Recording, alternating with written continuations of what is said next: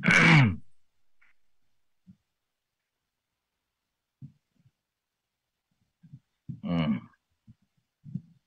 Okay na, RV. Ready na kami.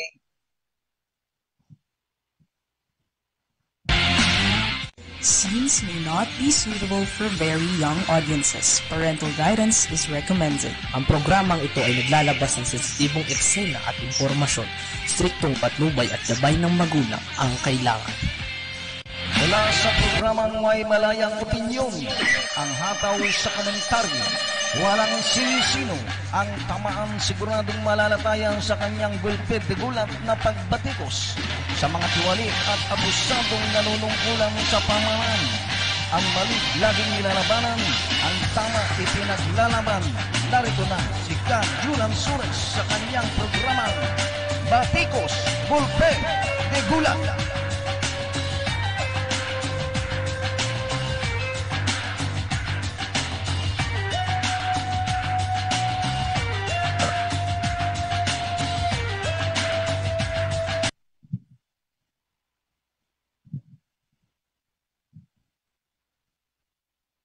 Okay, isang magandang hapon, Pilipinas, Luzon, Visayas at Mindanao. Araw na naman ngayon ng Huwebes sa programang Gulpid de Gulat at Truth and Knowledge sa Kakampi Online. Kasama natin ang magiting ng broadcaster ng DWAD, si Kajek Cortez. Magandang hapon siya, Kajek. Magandang hapon sa inyo lahat. Samahan niyo kami sa isang oras sa pagtatalakay sa mga issues na mahalaga sa bansa natin ngayon. Ano ba magandang issue na pwede natin pag-usapan, Kajek? May maganda ba? Alam mong issue, hindi maganda. Hindi ba maganda? Sobrang gastos ng ating pamahalaan.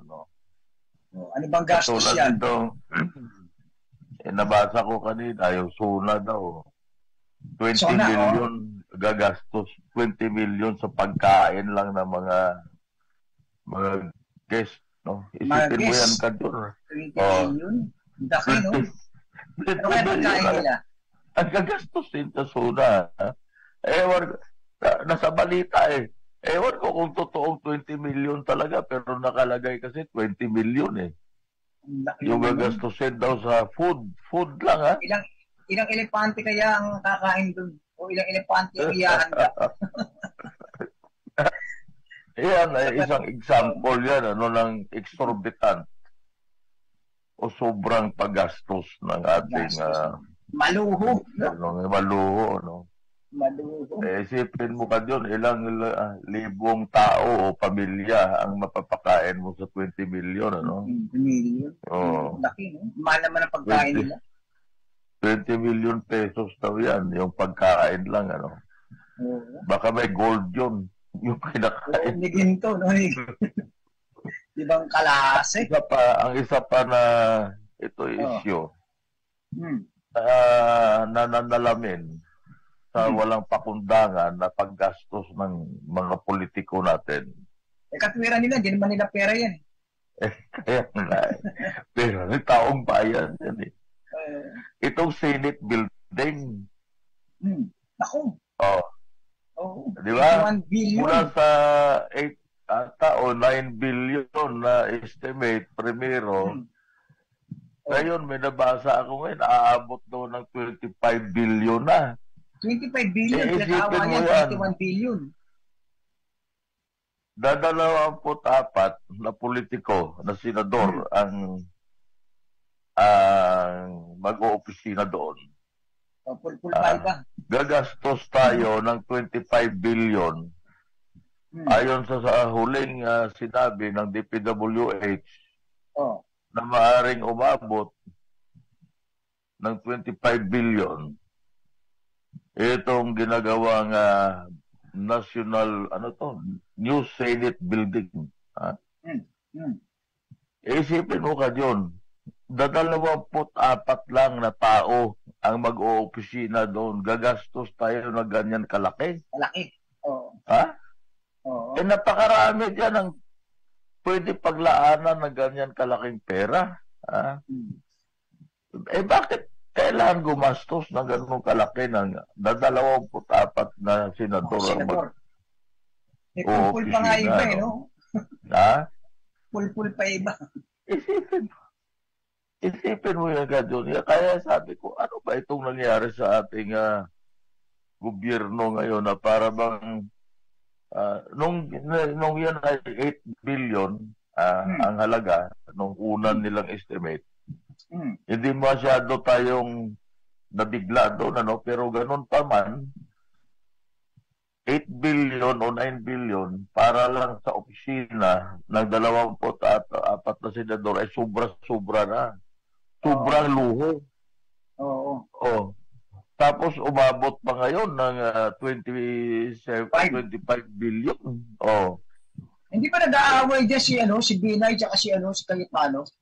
Kaya nga, yun na nga, dahil pinatigil nga ni Senate President Chis Escudero ang pag-construct ng building kahit na siguro si Senate President Escudero baka nahulog sa kanyang upuan nang nalaman niya na umaabot na sa dati 21 o 23 billion, no? So ngayon may bago naman silang nilabas na presyo, abot daw ng 25 to 27 billion. Pero tataka ko, Kajek, hindi ba ginawa na yung budget niya? Panahon pa ni Senator yun President Soto? Ano ba nangyari dyan? Yun nga yung hindi nakakapagtaka. Oh. Kasi pag gumawa ng appropriations, tiyak na yun ang gastusin para mabuo yung building na yan. Oo. Oh. Eh bakit lumulubo ang lumalaki ng lumalaki ang estimate at hindi pa natatapos? Oh. Eh, hindi ko alam kung paano nangyari yan, ano, dahil ang alam ko lang na pagka ikaw bidding, kunwari, ito yung plano niyan, ganito, bibigyan nyo kami ng estimate yan. Eh, ang unang binigay na presyo, 8 point something, billion. Almost 9 billion, ano? Oo. Eh, paano umabot na ngayon sa 23 billion o 25 billion, no? Oh. Na kung titingnan mo, 3 times, tumaas ng halos 300%. Eh, wala pang isang taon, di ba? Wala pang isang taon yata yan. Ay, yun na nga, yun na nga nagtataka ngayon si Escudero, yung Senate President. Bakit ganon? Oh, na ganon kalaki ng aabutin bago matapos itong building na ito. Yun ang nagtataka sa Escudero ngayon. Bakit ganyan? Ano? At kahit naman siguro tayong ordinaryong mamamayan, magtataka tayo at mabibigla tayo, masisindak tayo na ganun pala kalaki. Ang dami nating problema, nangungutang pa nga tayo para tustusan ng ating budget. Pero itong ating Senado, mukhang ang luho. Maluho, no? Siguro, baka yung mga CR niyan, bawat senador, gold-plated pa yung upuan, no? Baka yung, yung knob na, yung doorknob na, puro ginto. Puro gold pa.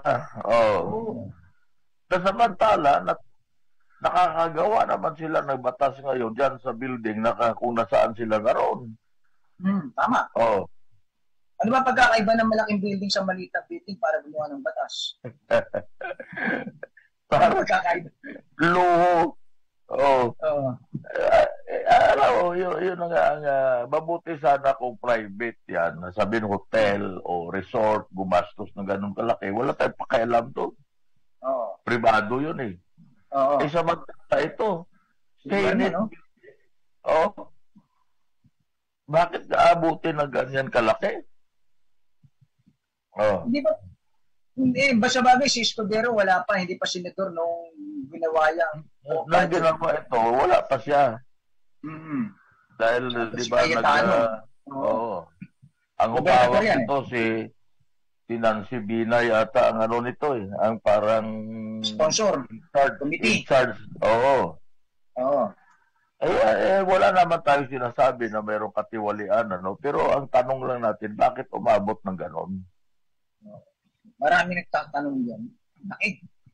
Kasi, pare, ang dami nating problema ng ating mga kababayan. Mataas ang presyo ng bigas. Sabi nga, nasaan yung 20 pesos na bigas? 60, pinakamura. Lahat ng bilihin, mataas. Marami ang walang hanap buhay sa atin, ano?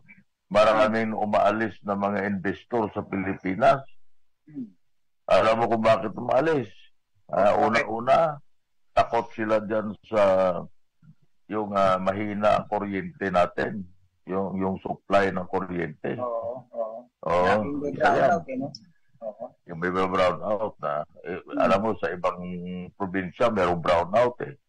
Kung ikaw negosyante ba, gusto mo ba makipagsapalaran sa isang bansa, maglalagay ka ng factory mo, naabutin ka ng brownout, katakot-takot. Isa yan. Ang isa pa sa natatakot ang mga investor sa Pilipinas, itong nangyari kaguluhan dyan sa West Philippines na baka mag-escalate yan, nagtatayo ka ng pabrika mo dito sa Pilipinas, biglang nagkaroon ng gira. Collapse yung negosyo mo. Wala kasing stability na tinatawag. Wala kasiguruan. Wala kasiguruan. Isa yan. Wala kasing international foreign policy stability. Kasi kung makampi tayo sa Amerikano, ang Amerikano naman, alam naman natin yan, pagka yan ay nagkaputukan, iiwan tayo yan. Katulad na ginawa nila ng World War II. Hindi pa tayo nadadala doon. Pagkatawanan lang tayo ng Amerika, kung asahan natin ng Amerika na sila tutulungan tayo, pagka tayo ay nakipagputukan dyan sa mga inchik na yan. Para tayo na Ukraine. Para tayo na Ukraine. Kaya isa pa. Alam mo kung isa pa, bakit ayaw mag-invest sa Pilipinas? Iisipin naman natin, puros politika pinag-uusapan. Eleksyon, sa isang taon. Kaya nga, pag pinuksan mo yung mga balita, nagbabasa ka, puros politika. Itong ating pamahalaan sa ngayon, itong Pangulo natin, isipin mo, pati yung kay Kibuloy pinapatulan. Ayaw ko sumuko Alam mo pare, yun mga national issue tuloy.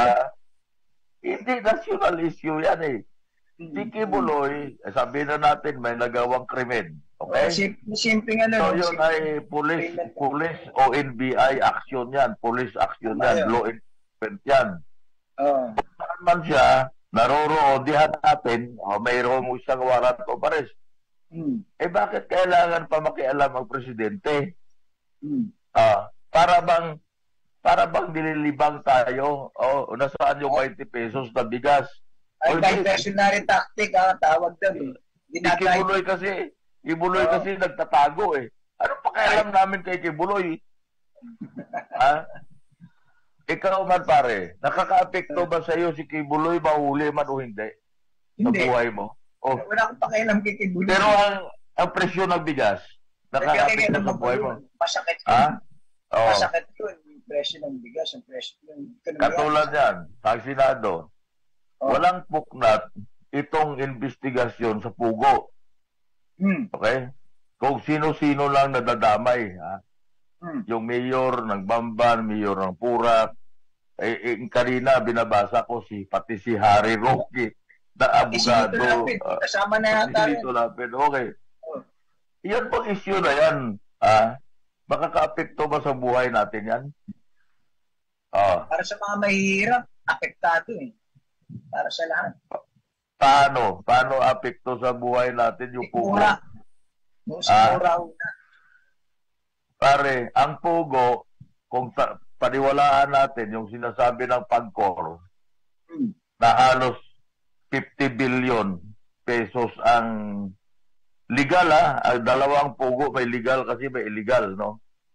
Yung legal, nagbabayad ng tax. Okay? Okay. Hindi ko alam kung 50 billion ang nakukuha nila, pero meron silang nakukuha dyan na billion na pera sa legal. Okay? Nagagamit nila yan sa pagtulong sa mahihirap. Oh. Pero isipin mo pare, yung pugo na isang malaking operation na legal, yung legal ang pag-usapan natin. Oo, legal ang pag-usapan natin. Nagbibigay ng bilyon-bilyon na buwis. Saan ginagastos ng gobyerno natin sa pagpatayo ng Senate building? Kala ko sa ekonomiya eh. Senate building. Okay. Pinatayo yung Senate building. Tapos nasa SONA, ha? Ito, puno po panay-panay investigasyon. Nakakapekto ba sa sikmura ng tao yan ang nag-aantay na mag-20 pesos na presyo ng bigas? Oo, no? Imbestigahan ng senador, ng mga senador, pinuputak din nila, binabanatan nila ng gusto itong mga inchik na involved sa pugo. Laman sila ng balita, laman sila ng newspaper, ng telebisyon, ng radyo. Pero anong epekto niyan sa ordinaryong mamamayan? Ano pa kailan po sa pugo? Sa bagay. Pero may tanong ako dyan, Tajik eh. Meron tayong senador na naka-in-charge, may committee para sa ekonomiya ng Pilipinas. Hindi ba siya ang gara kung di ako nagkakamali? Kaya ano ginagawa niya? Ba't tahimik para sa ekonomiya? Nasa rin si Angara, di ba? In-appoint siya na Secretary of Education. So, patay na tayo. Tapos ng kanyang termino. Okay? Nagpa-appoint siya ngayon bilang Secretary of Education para naman hanggang pa sa matapos ang termino ni Marcos, may natungkulan siya. Galing, no? So, nasaan si Angara? Andyan si Cynthia Villar. Ano kay Cynthia Villar? Wala. Tingnan lang yan, yung lupain na, pwede natin gawing subdivision yan. Kaya pare, hindi mo na masisisi sila kung Tiberos. Yung pinagbumagaan yung committee nila, pero yung committee ng iba tungkol sa ekonomiya ng ating bansa, walang silbi. Pero alam mo, kahit ano pang gawin nila ng Tiberos,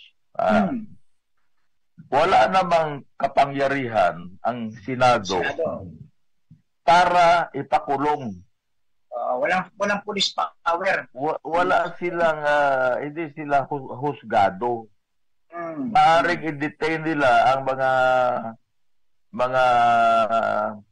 mga resource person nila dyan na nagsisinungaling. Pero hindi forever. Mayroong hangganan kasi mayroong batas kontra dyan na pinalabas ang Supreme Court na hindi ka pwede mag-detain ng sobra sa iyong mga resource person. Yung contempt. Kasi bawal o it is a violation sa konstitusyon na nagsasaad sa Bill of Rights na no person shall be deprived of liberty, of life, liberty, property, without due process of law. Hindi nila pwedeng i-detain ng matagal dyan. Kasuhan nyo. Yun ang ano dyan. So, yan ay, alam mo, Padre, lahat yan ay enforcement ng batas. Mayroon naman tayong sapat na batas para i-enforce laban dyan sa mga illegal na yan, mga pugo na yan, laban sa mga illegal na tao. Mga illegal alien na yan, yung mga forgery, lahat yan, mayroon ulit tayong batas eh. Hindi mo kailangan i-sensationalize yan. Ito, titingnan mo Sa ibang bansa, ang pinag-uusapan, ekonomiya. Tama. Ang karamihan doon ng mga pupunta ka sa Europe, yung mga politika na yan, na mga lokal, bihira pag-usapan yan. Yung mga krimen na ordinaryo, na katulad ng kikibuloy, hindi pinag-uusapan yan. Nasa page 7 yan ng mga newspaper. Ang pinag-uusapan nila yung national issues. Dito headline Ang pinag-uusapan doon, ekonomiya. Ano bang ekonomiya natin? Ang pinag-usapan nito, national politics, katulad sa France ngayon. Nagkaroon sila ng halalan nung nakaraang linggo ng parliament. Ang nanalo, yung leftist, yung number 1 ngayon. Yung centrist, pangalawa. Tapos yung rightist, pangatlo. Halos walang nakakuha ng majority. So, malaking problema ngayon sa France, ng parliament nila, hindi sila makagawa ng batas dahil itong tatlo na grupo na ito'y nag-aaway. Paano kagagawa ng batas ngayon nang hindi nagkakasundo? So, napakalaki yung problema nila. Nagkaroon ng halalan sa England, sa United Kingdom, noong nakaraang linggo. Natalo ang mga conservatives ng Labour. Iba na ngayon ang Prime Minister ng England, si Starmer na. Wala na si Sunak. So yun, pare, ang sinasabi ko, ang pinag-uusapan doon, national issues. Hindi yung mga common criminal, hindi yung pugo, yung mga may nagawa na krimen, hindi masyadong pinag-uusapan yan. Ang pinag-uusapan nila, ano gagawin natin sa ekonomiya natin.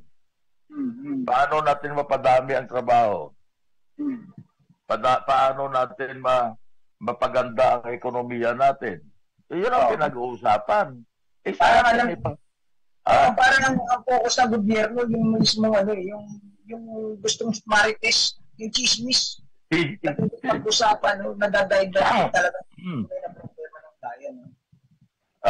Ngayon sa Amerika, pinag-usapan, kung si Joe Biden, kasi tiyak na tatakbo sa pagka-presidente si Donald Trump. At doon sa mga survey na ginagawa nila ngayon sa Amerika, liyamado si Donald Trump kalaban kay Joe Biden. Si Joe Biden ngayon, nakikita nila na parang pumapasok na, nagiging ulianin. Kasi kung minsan nakatunganga lang habang nagsasalita, nakakalimutan niyang sasabihin niya. So nakikita na ngayon, nag-aaway ngayon sa loob ng Democrats kung sino ipapalit nila kay Biden, Dahil nakikita nila, nakatunganga kung minsan natutulala natutulala. So, mayroon talaga diferensya na yung cognitive, Hindi ko sinasabi na may diferensya sa utak si Biden, kundi yung kakatandaan niya, 81 na siya, yung kanyang 81 na, si Biden. Palitin na. So, yung ulianin na siya, so, yun ang pinag-usapan ngayon kung sino papalit. Dahil kung si Biden ang isasabak ng Democrats, tiyak matatalo siya ni Donald Trump. Dahil si Donald Trump sa mga survey, liyamado si Donald Trump, So yun, pare, ang ibig ko sabihin, ang pinag-uusapan, yung kanyang mga issue. Ang presidente nila o ang mga matataas na opisyales, hindi nila pinag-uusapan yung mga krimen na nangyayari sa kanila. Nakatulad ng sa atin na kanina sa TV, napanood ko, ini-interview si Marcos doon kay Kibuloy. Galit na. Kailangan presidente ka, pati yung mga enforcement ng krimen, pakikialaman mo, hayaan mo na yung NBI, hayaan mo na yung mga kapulisan. Para sa akin naman to pa Jay. Masyado nang sensational si Kibuloy. Masyado na sasabihin Sino nagpa-sensationalize? Ano ang kaso ni Kibuloy? Ano kaso ni Kibuloy? Child abuse. Puro walang piyansa Okay. Ilang libo ang ganyang kaso na nakabilbin sa korte natin? Child abuse. Sabi mo yun. Napakasimple na kaso. Bakit tayo sumunod? Ilan ang at large dyan sa child abuse? Hindi lang child abuse. Rape na dyan. Ilan ang at large? Ilan ang at large dyan sa mga sa murder? Kung ikaw kumparan magkikibuloy, masyadong sikat si Kibuloy. Wanted na sa Amerika. Pare, hindi issue yan kung sikat ang tao o hindi. Sino ang nag-sensationalize? Tayo sa media.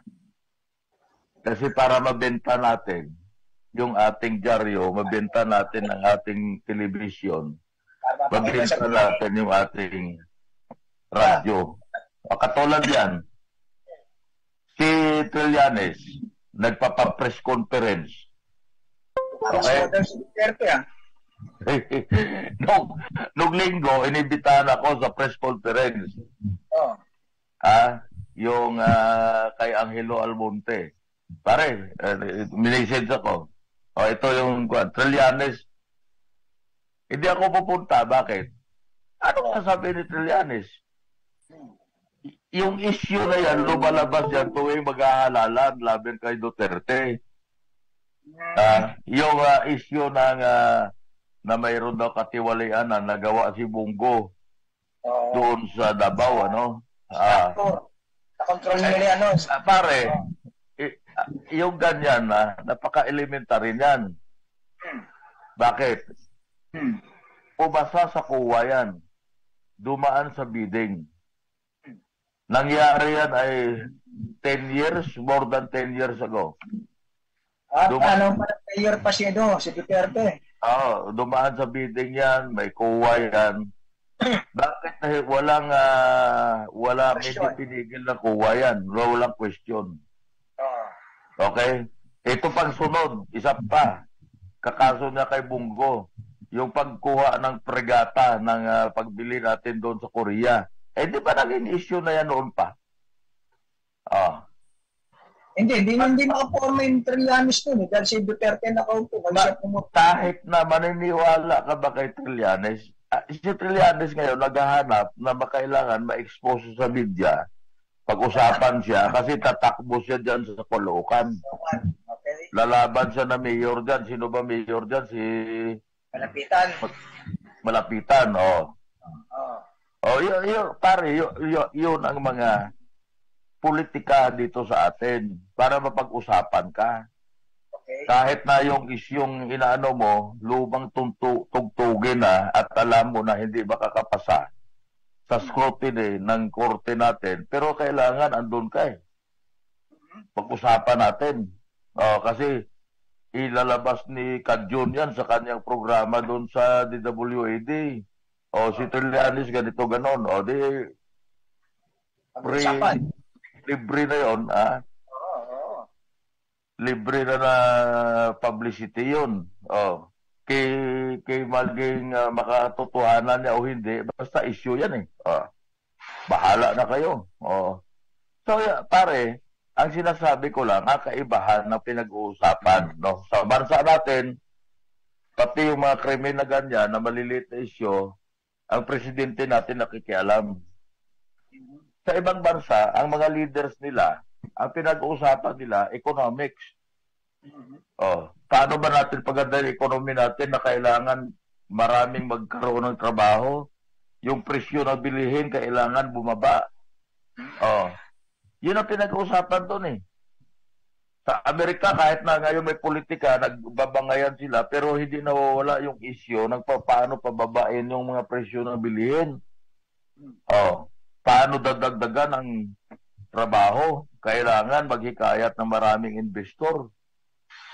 Napapasok sa Amerika para mas maraming makapagtrabaho. Yun ang pinag-uusapan doon sa atin Ito pa nilabas ni Marcos.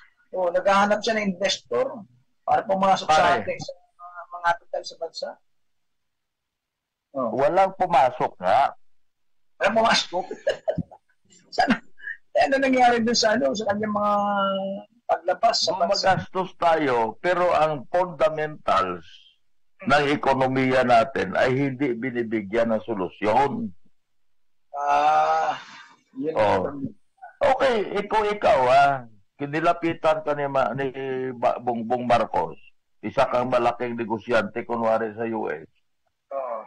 Sasabihin sa'yo, John, ito yung aming mag-invest ka sa amin, maglagay ka ng pabrika doon.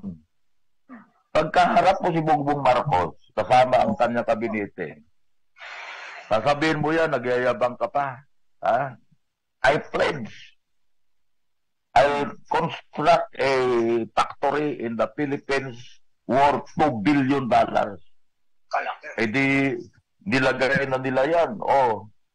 Kadyon International Corporation will invest $2 billion. Pagdating sa Pilipinas, pagmamalaki ni Marcos yan. Kadyon International Corporation will invest $2 billion in the Philippines. Pero sa ikaw, kaharapan nila, sasabihin mo sa mga bata mo, hoy, dito muna kayo ha. Pag-aralan nyo nga itong nasabi ko na $2 billion na invest natin sa Pilipinas. Pwede ba tayo mag-invest doon? Alin ba mas maganda? Mag-invest tayo sa Indonesia, sa Vietnam o Malaysia. Balik ngayon si mga bata mo. Sasabihin sa'yo. Sa Malaysia, maganda. Sa Indonesia tayo mag-invest. Bakit? Maraming kuryente doon. Na-solve na nila traffic doon. Marami tayong makukuha tao doon na magtatrabaho din, katulad sa Pilipinas. Eh di ikaw ngayon, may babayaran mo. mura pa. Eh di doon na tayo sa Indonesia. Tinawagan ka ni Bongbong Marcos. Anong sagot mo ngayon? Sorry, Mr. President, it is with due diligence, we have studied all the pros and cons of putting up business in the Philippines, and it seems that it is not favorable for us to put up a business in your country. Eh di gano'n. Nilabas na ni Bongbong Marcos sa Pilipinas na ikaw mag-i-invest ka ng... Diyan papasok yung yung puro wento. Ha? Puro wento lang. Yan. Wento lang yan. Walang yan. Kasi ang sasabihin una sa iyo ng tauhan mo, sir, nagba-brown out sa Pilipinas eh. Kailangan natin ng kuwan eh. Ang ating kuryente, tuloy-tuloy ang kuwan eh. Kasi ang ating production automated. Robot ang ginagamit natin. So, hindi tayo pwede sa Pilipinas kasi nagba-brown out eh. Eh di ikaw ngayon, kakabahan ka ngayon. At saka, sir, mahal ang kuryente sa Pilipinas. Yan ang fundamental sa sinasabi ko na dapat bigyan ng solusyon muna ng pamahalaan natin. Natatalo pa tayo ng Bangladesh eh. Ang Bangladesh, kung di ako nagkakamali, 3 o 2 nuclear plant ang tinatayo ngayon sa Bangladesh. Yun ang sasabihin ko sa iyo. Ano solusyon? Para ekonomiya ng bansa. Tayo ng nuclear plant para sa mas mura na kuryente. Ano ginagawa ng Bataan, nuclear plant? Wala eh. Ayaw nga nila patakbuhin eh. Luma na yun eh. Ang nuclear plant ka dyan hindi yan madali gawin. It takes mga 5 to 7 years siguro bago maitayo. Tapos na yung termino ni Bongbong Marcos. Kaya nga sa Bangladesh, naglakas loob ang gobyerno nila na magtayo ng 3 yata na nuclear plant. Para magkaroon sila ng sufisyente na supply ng kuryente. Para mapanatili nila ang pagsulong ng kanila ekonomiya. Kasi ang Bangladesh hindi na nalalayo sa atin, ang ginagawa nila doon mga garments eh. At para magkaroon sila ng mga tinatawag na heavy industries, kailangan mo ngayon ng sufisyente na kuryente. Sila naglakas loob eh. Kinausap nilang Russia. Rosatom, yun ang number 1 na sa ngayon sa buong mundo na gumagawa ng nuclear plant, yung Rosatom. Magkano ang nuclear plant na itatayo sa amin, ganito, ganon. Nagkasundo sila, ngayon ginagawa, siguro 2 years matatapos na ang nuclear plant. Tayo. Meron naman tayong pinagawa, yung Wawa Dam. Ang tayo, hanggang plano na lang na, sige, ganito gawin natin. Mayroon tayong nakipag-usap tayo sa Amerikano. Pinag-aaralan nila ngayon. Ginagawa pa yung study. Samantala, ito ang kalagayan sa nuclear, no? Sa nuclear energy, no? Para sa ating mga nakikinig. Ano? Sa nuclear energy, ang number 1 at number 2, number 3, tatlong bansa yung apat na bansa ang gumagawa ng mga nuclear plant. No? United States of America, Russia, China, at saka France. Yung apat na yan na bansa. Yun yung medyo advanced technology. Pero pinaka-advanced sa technology na may bago silang fast nuclear reactor ngayon na siyang ginagamit yan sa Bangladesh, Russia, ang may fast nuclear reactor. Sa maliliit na mga nuclear plant, China naman ang number 1 dyan. At ang United States, ganun din. Ano? Pero sa technology, liamado ang Russia sa technology. Ngayon, yung uranium na yung ginagamit mong gatong dyan sa mga nuclear plant na, sino ang pinakamarami niyan? Russia din. Ang United States of America at saka France, sa Russia lang sila bumibili ng nuclear fuel. Binibentahan sila ng Russia,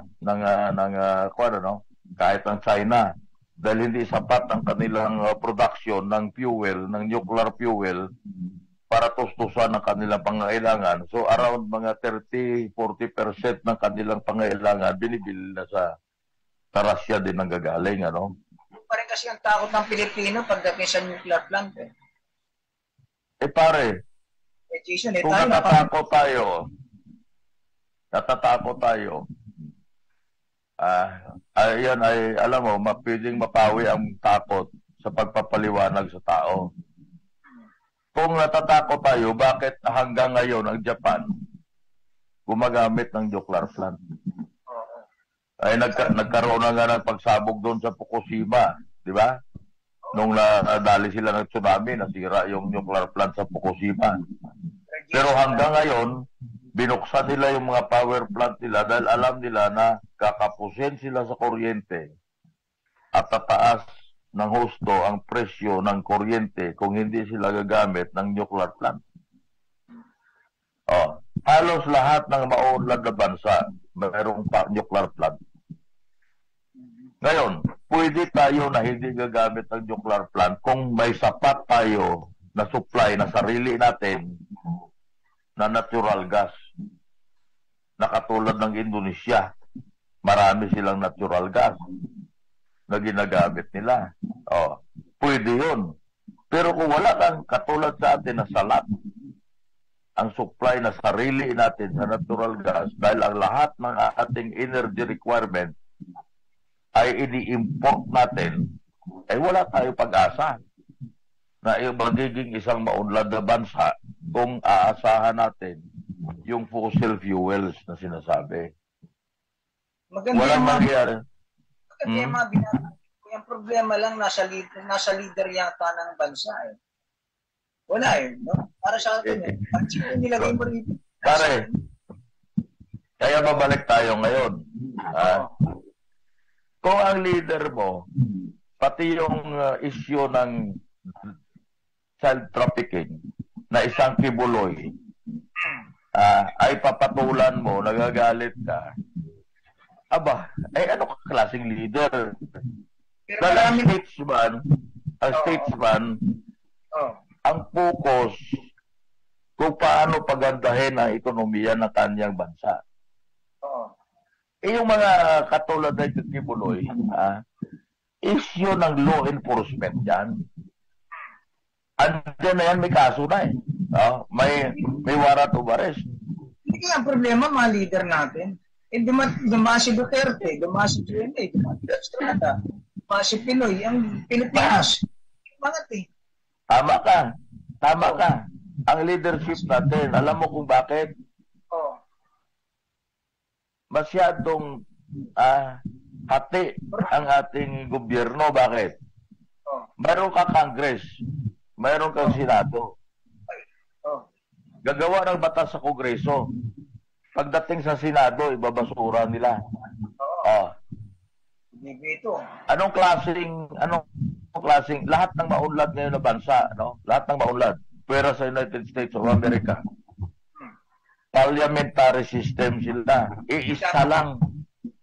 Yun ang dapat. Oh. Para sa kasi nakakagulo eh. Marami tayong Kaya, gagawa ng batas sa Kongreso, sa lower house. Pagdating sa Senado, ay hindi pwede sa akin yan. Personalan na pagdating sa Senado eh. Na 24 eh. Samantala sa Kongreso, nagkakaisa sila, o sige, ganito gawin natin na para sa kaayusan ng ating bansa. Pagdating sa Senado, kanya-kanyang ano eh. Kailangan, alam mo, para maging maunlad tayo, buwagin ang Senado, gagawin na lang isa ang kamara. Yung nga, dati kontra ako na wag alisin ng Senado, pero sa nakikita ko, sabi nga, yan lang building na pinatatayo eh. Ayun nga eh. Diba? Kung babalikan natin sila. Kita mo yan. Parang ang kada senador, para bang akala niya, presidente din siya, na may kapangyarihan din ako. Oh. Buti sana. Ibig sabihin, walang collective vote sa Senado. Kanya-kanya sila eh. Ang tataas ng ihi eh. Pataasan ng ihi sa Senado. Ego. Oh. Binabalik. Halimbawa, i-abolish ang Senado eh. Baril ka agad eh. Ayaw nila ipasok yung pagbabago na. Kaya nga, hindi tayo magiging maunlad na bansa na katulad ng kapitbahay natin, no? Malaysia, Vietnam, Indonesia, Singapore. Dahil ang sistema natin sa politika bulok. Oh, bulok. Kanya-kanya. Tsaka patuloy siya. Pataasan ng ihi. Nagkasundo na sa Kongreso, itong batas na to, makakabuti to sa ekonomiya. At pagdating sa Senado, patay. Oh.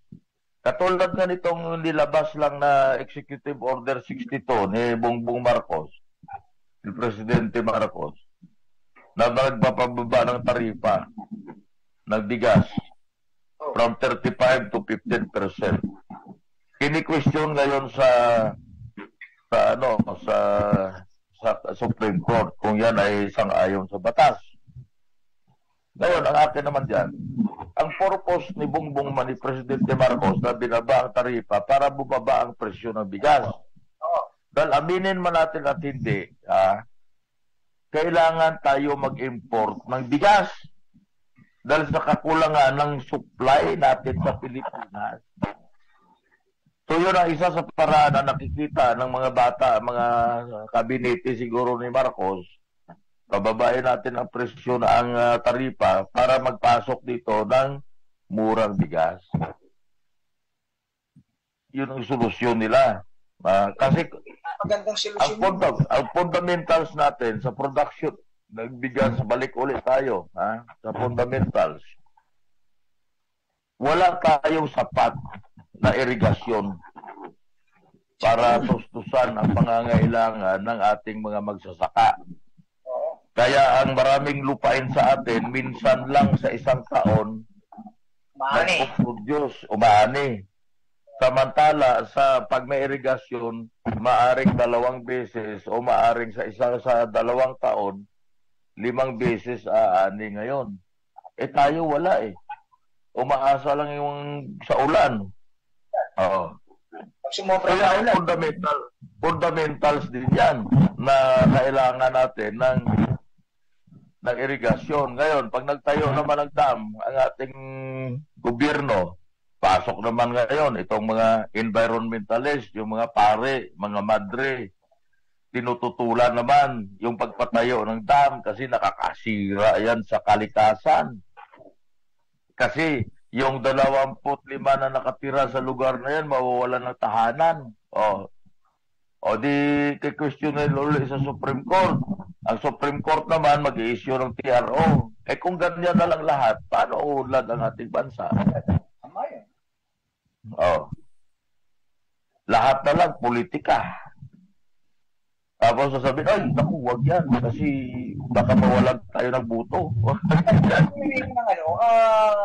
Executive batas para para sa kabubuti ng bansa, kaya niya di ba? Gumawa ng isang batas ng walang kumarang. Kaya nga ang batas natin, ang gumagawa kasi ang Kongreso at Senado. Pero Kaya ayan, ay alam mo, tama din ang pan. Ako isang ayon sana na ang ating saligang batas, amindahan. Okay. Para magkaroon ng smooth na proseso ang pagpatakbo ng gobyerno. Ang ating Pangulo, nakatali ang kamay niyan eh. Gustuhin man niya na yung isang batas na pagpanukala siya, kung hindi naman sa sangayunan ng Kongreso, anong mangyayari? O hindi kunwari, pumayag na yung Kongres. Pagdating sa Senado, yung 24 na yan, bawat isa may tutol. Di wala ding mangyayari. Ganyan ang mangyayari sa atin sa bansa natin na nangyayari. Walang pag-unlad. Pag hindi natin binago ang ating, kung hindi tayo, ito lang paraan. Revolusyon, para baguhin lahat yan, sipain lahat yan. Ano klaseng revolution? Mag-aklas ang taong bayan, magrevolusyon para people power na magbago tayo ng konstitusyon o di kaya magkaroon tayo ng sinasabi na people's initiative. Yun lang ang ano dyan. Kasi wala tayong mapupuntahan lahat. Mananatili tayong mahirap na bansa pag hindi natin binago ang ating saligang batas. Sasabi na, hindi saligang batas. Ang problema natin sa saligang batas eh. Saligang batas. Kasi dyan nag-uugat lahat eh. Ang Bill of Rights, okay yan. Wala tayong problema dyan. Pero yung sistema ng pamahalaan natin, nakailan baguhin na magiging angkop sa panahon ngayon. Sa nakita ko nga, dapat talaga, no? Dati kontra ako eh. Diba? Pagbabago na saligang batas, talagyan na lahat eh. Ang gagawin na lang yung sistema eh. Pero sa nakita ko, parang gusto ko na i-abolish ang Senado eh. Kaya nga, kasi ito lang ang dalawang solusyon lang, people's initiative, o di kaya magkaroon tayo ng revolusyon. Yun lang.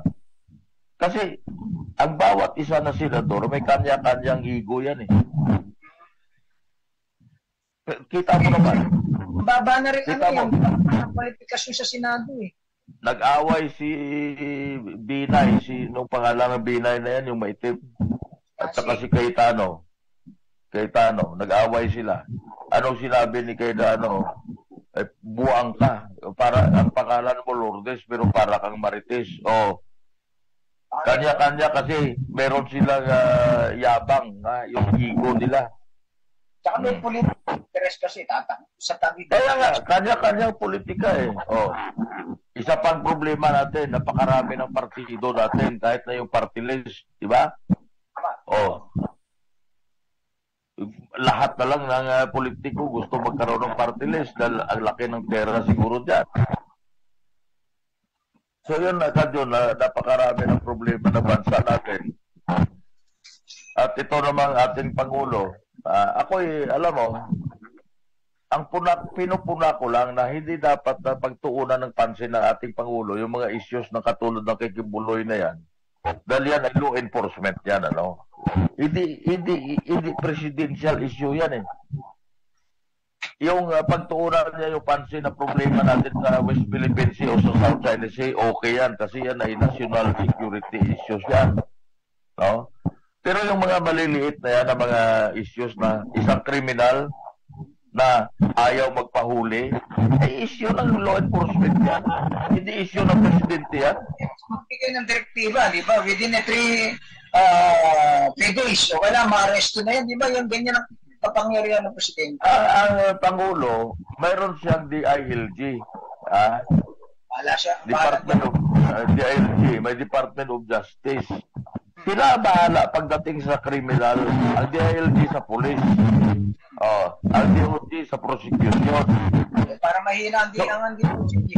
Si Kibuloy, mayroon ng warrant of arrest. Okay? Tapos na. Yari na. Ngayon, sino mag-enforce? NBI at police yung aresto. So ngayon, ikaw na yan na pag may warrant of arrest, automatic na ang NBI at police o any law enforcement agency ang magpapatupad ng warrant of arrest. Hindi na kailangan na bibigyan pa sila ng instruksyon ng presidente ng Pilipinas.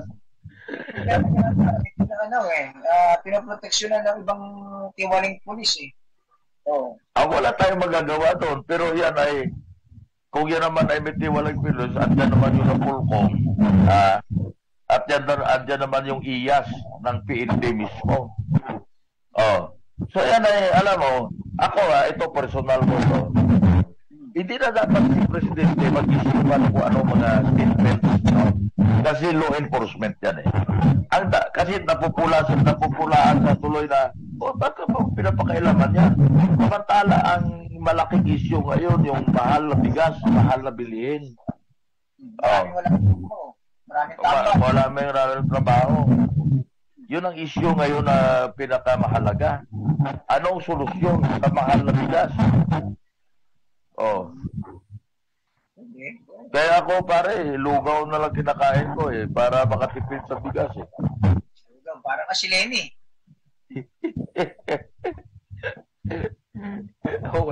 May oras mo ba tayo? Alas 3:02 na. Pero batiin ko muna.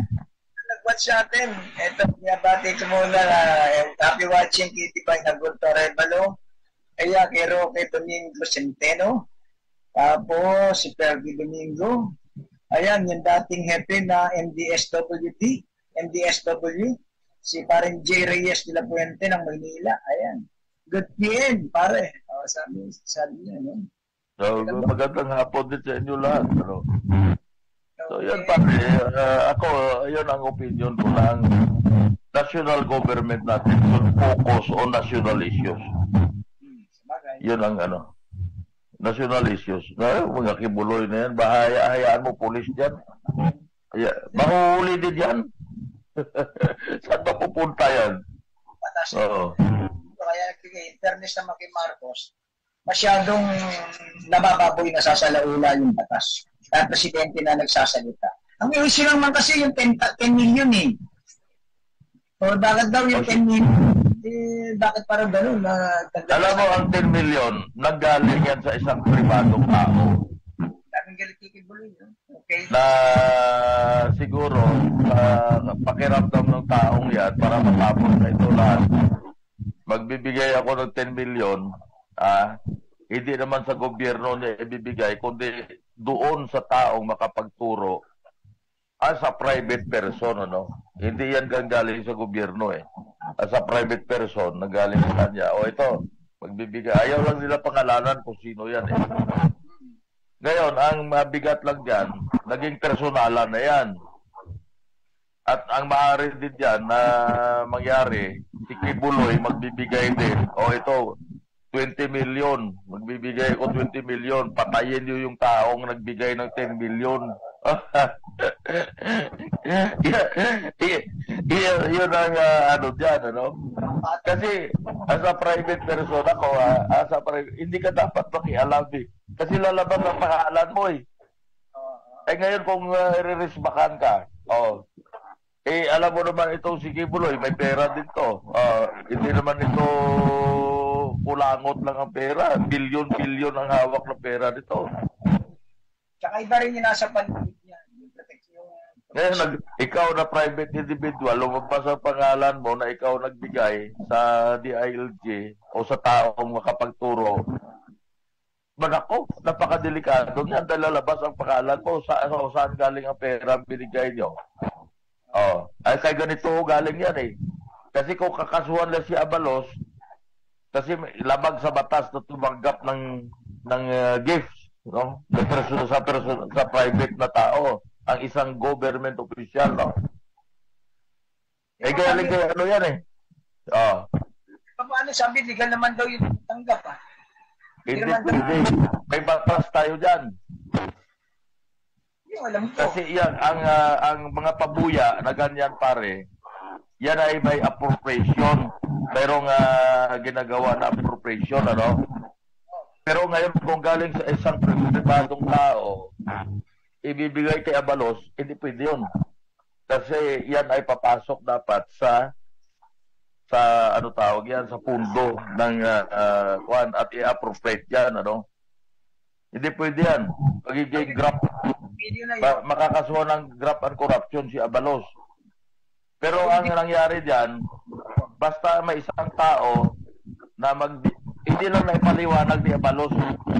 Dapat ang sinabi niya, may nagbibigay na isang pribado na individual doon sa makapagturo sa kung nasaan na roon si Kibuloy na maaari siyang mahuli, ano. Dapat ganun ang sinabi niya, hindi yung magbibigay kami pabuya kasi ang sasabihin nun ay galing sa gobyerno.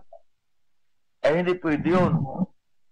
Kailangan, kung galing sa gobyerno, mayroong tinatawag na appropriation. May maingay daw. May maingay. Oo nga eh. Pero bigla nag-ingay eh. Anyway, Kajik, paalam na tayo. Alas 3 sige, sige. Magandang hapon sa inyo lahat at maraming salamat po sa inyong pakikinig sa amin, Ikaw John, sa programang Gulpi di Gulat at Truth and Knowledge. Tumoy niyo lang ko, Jake Ortiz. Okay, magandang hapon po. Hindi kami nagpapasalamat ni Kajik Ortiz sa programang Gulpi di Gulat, Truth and Knowledge dito sa Kakampi Online. Sasalamatan natin si RD, tapos si Ma'am Pineda Nicodemus, sa lahat ng mga nag-watch, no? Sa ating mga kababayan, mga OFWs, no? Maraming salamat at ingat kayo. Kay Jake, salamat. God bless. Okay, bye-bye. God bless you. Bye-bye.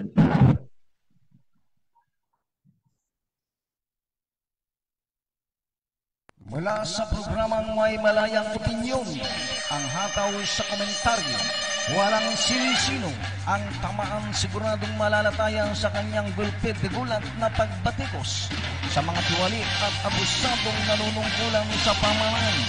Ang mali laging nilalabanan, ang tama ipinaglalaban. Narito na si Ka Julan Suarez sa kanyang programang Batikos, Gulpe de Gulat.